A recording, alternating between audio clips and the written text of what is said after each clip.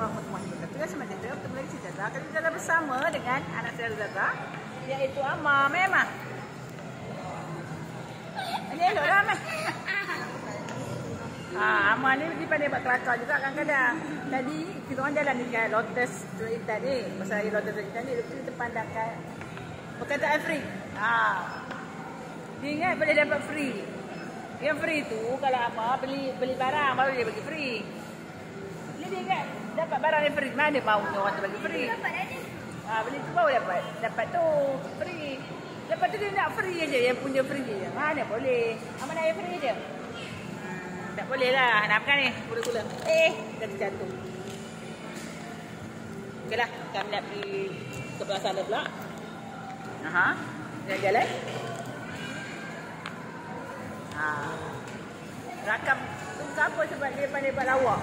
Nak yang benda free. Yang free tu orang tu pun hanya sekadar letak situ je. Tapi dia pilih yang free punya. Okeylah, dia pilih biasanya. Yang kalau betul subscribe, like, share, komen di YouTube kami. Dia dah 1.42k. Alhamdulillah. Dan seterusnya, dah melihat ada YouTube kami. Like, like, subscribe. Teruskan berlanggan. Terima kasih.